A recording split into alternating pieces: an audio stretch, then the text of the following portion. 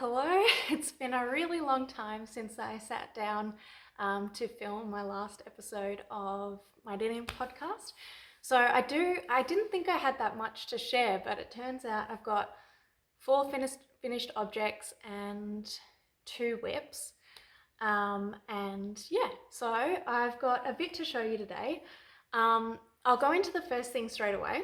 It's called the Estuary wrap by Purl Soho. And this is the reason why I thought that I didn't have much to share, just because I was working on this for almost 3 months pretty continuously.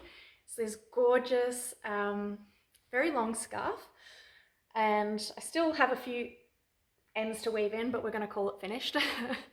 And it's been blocked, so hopefully the cables are coming out really nicely. It's very dark black in person, and it's got this cute, beautiful cable pattern. I've mentioned this before, but the reason why I wanted to make this one is a sort of a replacement jacket for winter. You know, when just jackets don't go with the outfit and the pants are just, it doesn't work. I've got a very specific outfit in mind, which is what inspired me to make this. So maybe I will show that with you as a try on and show you what I want to do with it. But the intention was to have it be really wide, semi-blanket-like, to drape it across my back and put it across and maybe get a pin and pin it up here, and it'll be really nice and warm. So I made it out of cashmere and mohair. It was, all the names for what I used was in a previous video, so maybe I'll just copy and paste them and it'll be below. But yeah, it's a gorgeous feel. It drapes really nicely. Once it's been blocked, the cables have come out a lot better and they were a little bit more scrunched up before. But I'm really happy with it. It was a very, very long project. So yeah, I really have been working on this pretty much continuously for the last 2-3 months. And I travel a lot for work, often by train or someone else driving. Occasionally I've driven to a place called Ballarat in Victoria, which is a good while away. So I've had lots of time to work on it, but I did count. For me, I'm not the fastest knitter. I wouldn't say I'm necessarily a slow knitter, but I'm not the fastest. And let's see, how can I best show this? Between each of the cable sections, so for each turn, so not both of these, but just one to the middle of this, so that takes me an hour, and I counted, and there's 117 of those. So it's probably a 120-hour project with the cast on, cast off. It took a very long time, but I'm super happy with it, and I was working really hard on it to get it finished for winter. And now that it's done, I'm really, really proud of it and happy with the result. So this is what's been taking up most of my mind space for knitting and making recently. I just realized I've got more than 2 whips, but one is continual, so I'll get to that at the end, but it's like a new skill I'm developing.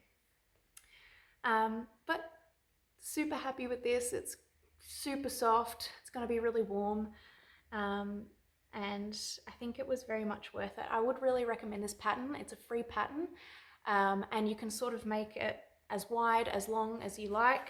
Can't remember the length this measured to. Let me just check, because I can just put it against me standing and suss. Okay, I am 164 centimeters, and this is a good length taller than me. So I'd probably put it at 175, 180 centimeters long, and it's glorious. I just used until all the mohair, and I think it was the cashmere that ran out first. So I used up all the balls of cashmere that I had, and that's when was my stopping point. So I'm very happy with this. It could be, whoopsies, all good. It could be a scarf like this too, but I prefer it as a wrap. Oh, actually, that's really nice. You can feel the warmth immediately, actually, on your neck. So I'll put this to the side and move on to the next finished object. These two I don't have with me anymore. They were both gifts. One was a pillow with some beautiful fabric. Actually, I'll just go get that fabric.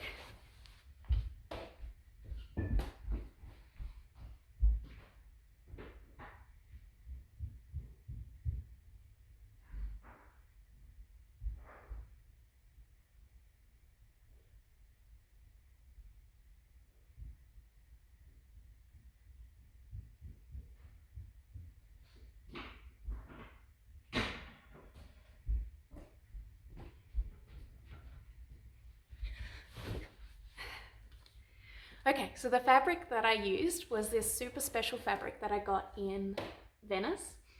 It's like, if you can see that, it's 3D shaped, and that's because the way that the threads are pulled together.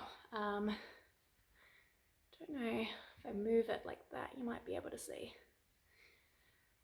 It's gorgeous, just a really nice, almost silvery grey. And I just thought it was really special, and it was also more neutral, so there was a lot of beautiful fabrics. This was in the secondhand, or the remnants sort of section, because they were quite expensive fabrics. It was from a place called Rubelli. Highly recommend, if you go to Venice, check out this fabric store, it's beautiful. So I got this one and also this one here to match it. And this is the backing. It's really nice. I think the geometry of this complements the geometry of this. So I made my sister a pillow for her housewarming. So her and her boyfriend just bought a house, and I wanted to make them something really special. And then just from a local store spotlight, I got this sort of velvety fabric for the piping. To make it extra nice and special. So I went very slow on the sewing machine and made it as perfect as I could. I'll add in some videos of the finished product here, and obviously I've got more. I'm going to make some more pillows, one for me and maybe one for my mum and one for my dad and his girlfriend. So that, I honestly think it was one of the most beautiful things I've ever made, and it was just a pillow, but I was super happy with how it came out, and I'm really excited to make one for me. And I was saying the reason why I chose this fabric specifically was just I thought it was beautiful, but also quite neutral in terms of it fitting into more than likely to fit into everyone's houses without too many problems, because I tend to go for bright colors, and that's not necessarily going to suit everyone's style or everyone's living space. So yeah, I'm really happy with that one.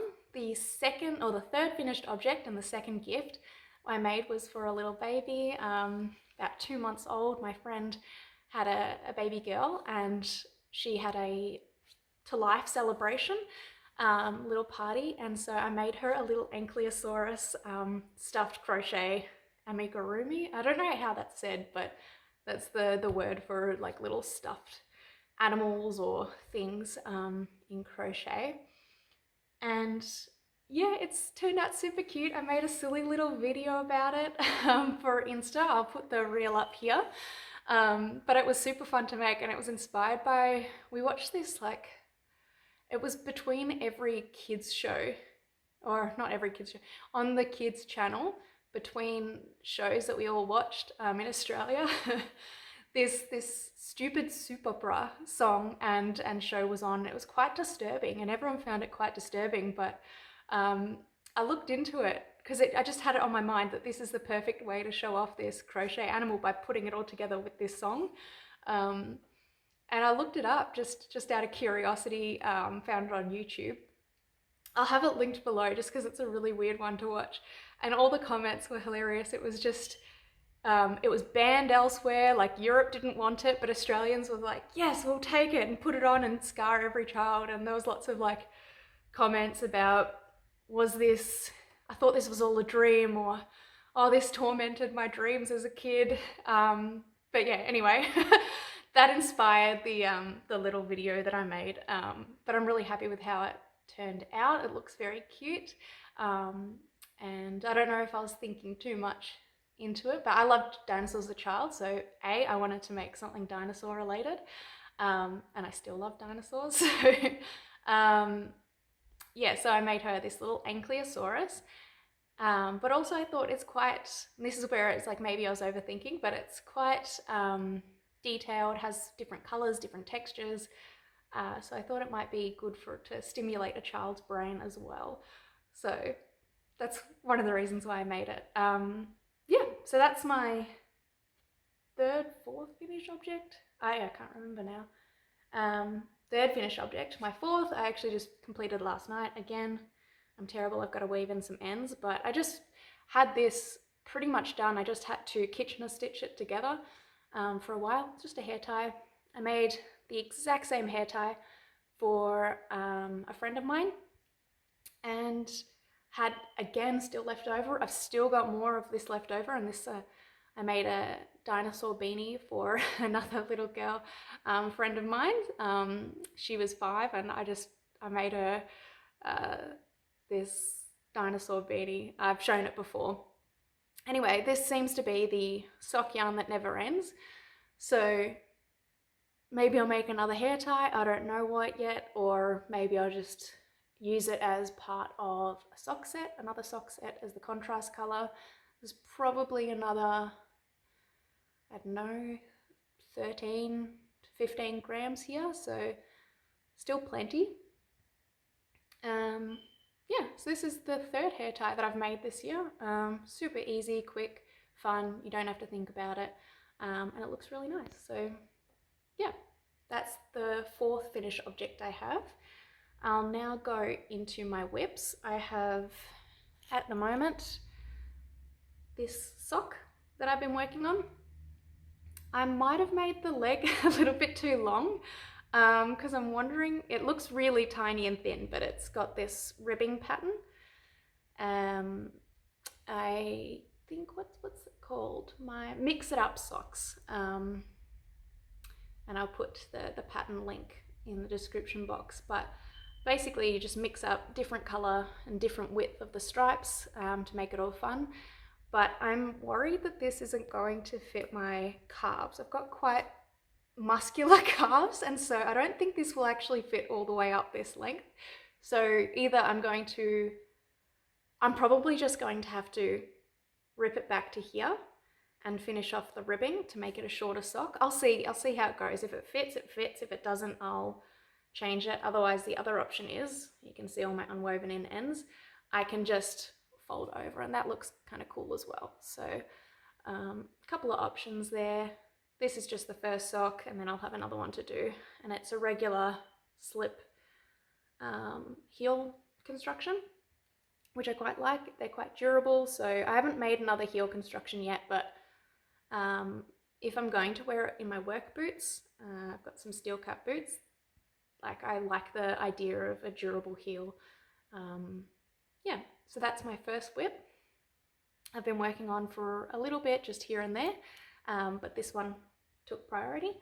The other whip that I have at the moment is this one here. I just cast it on, not last night, the night before, and I've made quite a bit of progress actually, because I'm really excited to have it. This is the Champagne cardigan, and I've needed I feel like it's been a gap in my wardrobe, a noticeable gap, for about 3 years. I've been like, I need a white cardigan, and I thought to myself, well, I can make that.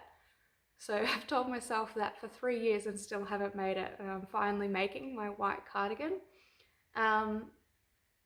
Yeah, I really like it so far. I think that the increases here look really nice and neat. I like the 3 knits between the make ones, so that this is what you're going to see in that raglan. I don't know, there's not much to say about this except that I'm pretty excited. The double knit button band is new technique for me, so I'll be excited to see what that's like when I get up to it. I'm using Cascade 220 in, I guess, color white or something like that, and I've got two different balls of the white yarn, because the yarn store that I went to was, the yarn store that I went to didn't stock the one that I already had. I had 2 balls of like a white mohair, and then I think I got 4 more of it's called the Isaga silk mohair in color E0 or white. There's 212 meters per 25 grams, and this is a 25-gram ball. But I took the other balls to this other store with me, and they look the exact same in natural light. So the lady let me take them outside and compare, and also in the store light. So I don't think I'm going to have a problem, especially with the Cascade 220 complementing it. I don't think you'll see a difference. What I'm liking about them as well is that it seems to have a very even stitch texture. I don't know, can you see that? Like it's just very even, and this is before blocking. I also did a swatch. I have 1 more stitch in my stitch gauge and 1 more in my row gauge. So I'm making the size small, just as is, which is my normal measurement.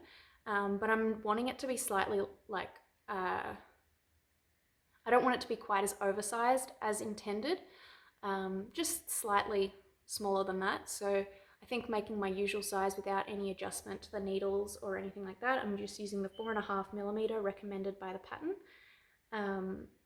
And we'll have that 1 less stitch in the row and the stitch gauge. And I think that will give me hopefully the desired fit that I'm after. So yes, yeah, but you can see it's a very even stitch gauge. And my hands are all, my nails are all a bit funky because I did, I don't know, 6 hours of gardening yesterday and they got all chipped and kind of gross. But ignoring that, yeah, I'm really excited to get this finished. I think it will be quite a quick make for me because I'm already here.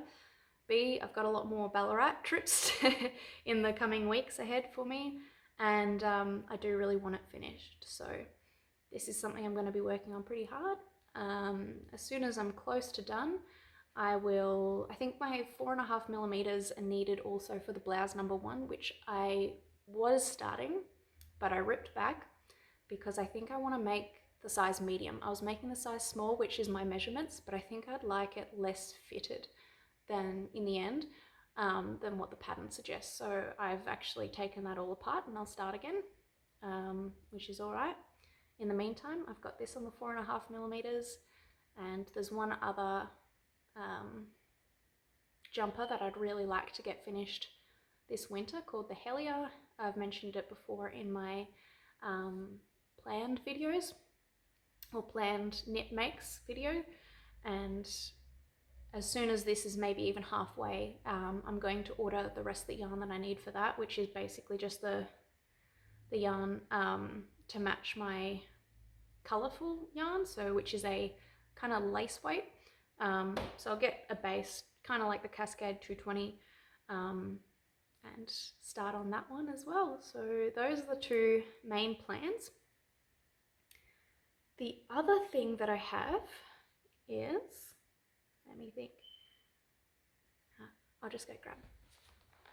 Okay, so the last thing that I've been working on is a new skill for me. I've started life drawing classes with a friend of mine, and it's been really fun. I think when I first walked in, I was a bit like, oh, you know, life drawing means you've got a naked model in the center of the room and you're all drawing them. And I was a little bit nervous at the start, but actually once you get into it, you start drawing, it's actually a very absorbing activity, and you kind of like, you're really looking at the shapes and trying to draw them, and it's a very meditative process actually, and it's, I don't know, I found it really fun, and it's a new good skill to develop because I'm not a drawer necessarily. So these I think are my first ones. I'm not sure if I'll unroll these. The way that we do this class is you've got 4 30-second drawings. So the model will get into a pose for 30 seconds and then switch it up and you start drawing again. Then you've got 2 1-minute poses, 2 2-minute poses, 1 maybe two 5-minute poses, one 10-minute pose, something like this, or two 10-minute poses, then one 20-minute pose, and then a 15-minute pose. So you've got lots of different poses at different lengths to get practice with. And I will share with you some of my first sessions. So I started taking one of these because I think it's a bit more convenient to draw in. So we've got like the 30-second poses. This is one example. I've started using some YouTube tutorials to help teach me how to draw different shapes. Sometimes they're really useful and I feel like I'm doing so much better that week. I've done it for about 4 or 5 weeks now. And I feel like, oh, it's going really well. I'm listening to what the video told me, and then next week I watched different video. So one time it was about shapes, and it was about using the egg of the body, or I don't know, making simple shapes like kind of an underpants shape to position the legs right and the pelvis right. And then the next week I watched a video about value, and what that means is like the shading of light to dark and using it to inform your shapes a little bit more and give them a bit more depth and interest, like intrigue, I guess. And once I'd learnt that, tried to put that together with what I already knew, it just sort of fell apart. So sometimes it's like 2 steps forward, 1 step back. I feel like some of these weeks can be. This was a 60-second drawing. There is a mix of male and female models. I've drawn more female models, and they generally are more female models, but here we go, one lying down, her sitting with her back to us. Oh, okay, this one is a bit scary, but for interest of sharing all of it, I did not do very well on that one. And that's okay. What else? Oh no, the scary one's coming up. Okay, not this one, but okay, scary one, here we go. I don't know what I did to her face there, did her a disservice, but it gets better. Here we go, that's a nice little one. I quite like using the charcoal most. I find that most fun, and I think it also hides a little bit of the fact that I don't know what I'm doing, like the thicker lines help. Here I went a little bit color crazy, and when I first drew it, I was quite happy with the drawing, and then I added in the green, it looked really good, added in the blue, oh, it looked really nice, and then I started adding in yellow, and I just knew it was too much and kind of ruined the drawing, and then I wanted to try out my other pastel colors, so that was a little bit of an experiment. Here's another one. So this would have been one of the longer 15-20 minute drawings. And then we go back to another week with the 30 seconds.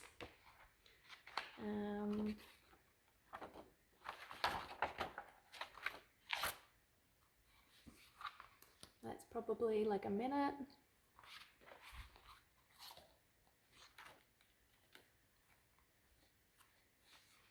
Here again, I think I just got a bit over it and was struggling.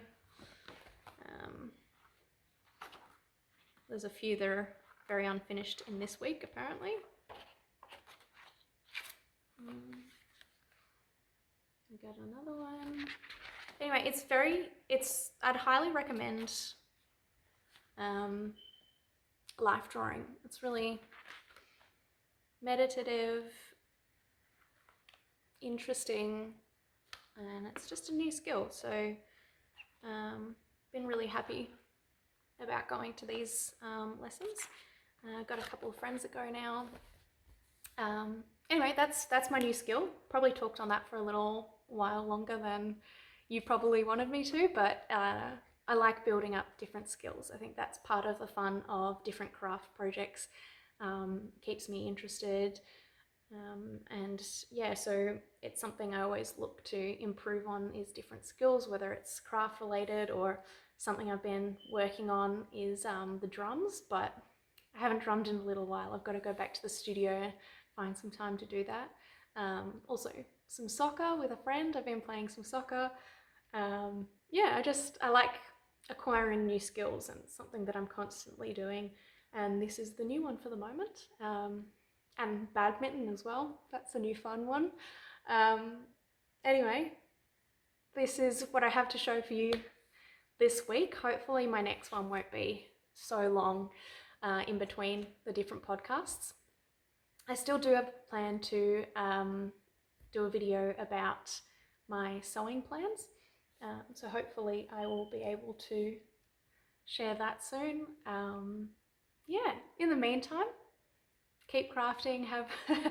I hope you have a good week, a good day. Yeah, and I will speak to you later. Bye.